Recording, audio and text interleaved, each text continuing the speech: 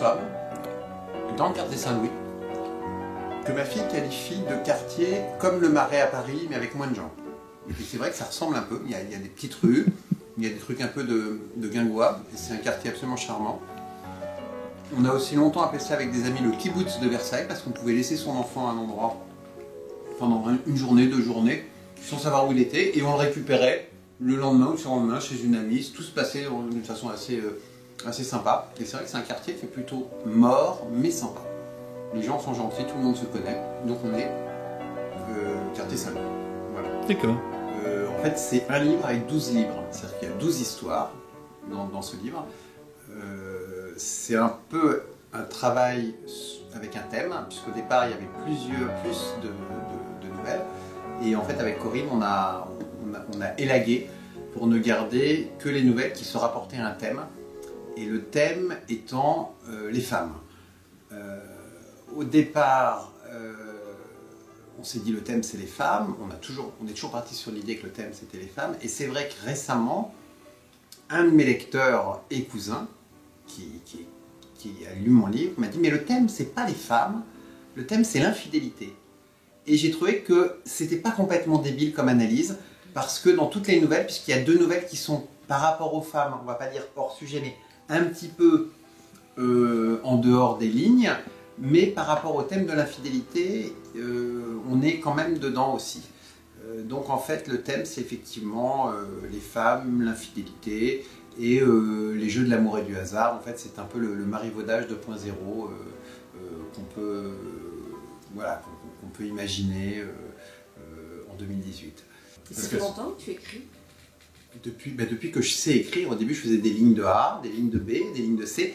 Comme j'étais gaucher, je me faisais un petit peu allumer parce que mes A et mes B, c'était pas bien. Et en fait, non, mais très belle plaisanterie, j'ai toujours beaucoup aimé écrire. Je l'ai toujours fait pour moi, pour m'amuser, pour... les rédactions, c'était un des rares sports à l'école qui m'amusait.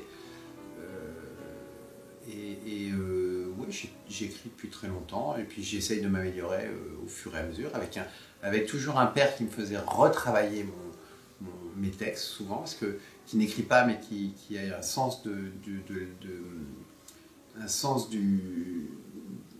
la littérature qui fait qu'il n'aimait pas les choses pas bien exprimées. Donc en fait il m'a appris à bien m'exprimer, à refaire des phrases, à rayer les choses qui n'allaient pas, à retravailler et à aller un peu à l'essentiel. Donc effectivement, j'ai toujours gardé ça en tête avec les conseils que me donnait mon père sur la façon d'écrire qui devait être extrêmement concise, extrêmement claire. Et donc j'ai toujours aimé faire ça et je me suis un peu entraîné et j'ai fait effectivement une première série de nouvelles sur un thème complètement foutraque qui s'appelle les 12 objets ennemis de l'homme. Les 10 objets ennemis de l'homme, où en fait... Ennemis de l'homme. Ennemis de l'homme, ouais. Où j'ai répertorié 10 objets qui me pourrissent. Exemple. Exemple, par exemple, l'agenda, papier, le paquet de café facile à ouvrir, le bâton de sucette en plastique creux. Creux, bah oui, c'est ça qui fait tout le côté... le drame du bâton de sucette en plastique creux, c'est quand on arrive à la fin, ça aspire, on peut plus... Voilà. Et puis le porte-clés aussi, voilà, qui était que je Ennemi. Ennemi, ah ouais, ennemi, radical. Parce qu'en fait, on est obligé d'accrocher ou toutes ces clés dessus, ou une seule clé, donc soit on perd toutes ces clés, ouais, je comprends. Enfin, c'est l'horreur. Et puis la poussette canne aussi, c'est un truc qui m'a toujours horripilé. Parce que c'est un truc qu'on ne sait jamais comment on l'aplie, la déplie. Ouais, galère. Qu'est-ce qu'il y avait d'autre? Il y a le tube de dentifrice presque vide, parce que le problème du tube de dentifrice presque vide, c'est presque vide. Exactement, c'est qu'il est presque vide et qu'à ce moment-là, on le gratte jusqu'au dernier moment, jusqu'à ce qu'il n'y en ait plus, on l'ouvre en deux, on s'abaisse à des choses absolument ignobles, à couper avec un ciseau à ongles, le truc pour aller racler, un truc horrible. Donc j'ai écrit ça, qui avait à peu près ni queue ni tête, on peut dire, et il y a en 2000. Et puis, entre-temps, j'ai fait une série de nouvelles aussi sur la pêche, parce que je suis un malade mental de pêche, la mouche. Plaisir absolu de se retrouver dans un monde de 7 milliards de personnes, tout seul au milieu en se disant qu'on est 7 milliards sur la Terre et que là, on est sur des kilomètres aux alentours, il n'y a personne d'autre que moi, quoi. De façon extrêmement mégalomaniaque de voir la situation, mais il s'avère que c'est comme ça que ça se passe. Donc je vais souvent pêcher en forêt noire, en Bavière, de temps en temps au Royaume-Uni. Et j'aime bien ça, c'est un truc, c'est un peu une tradition de père en fils hein, dans la famille. D'accord.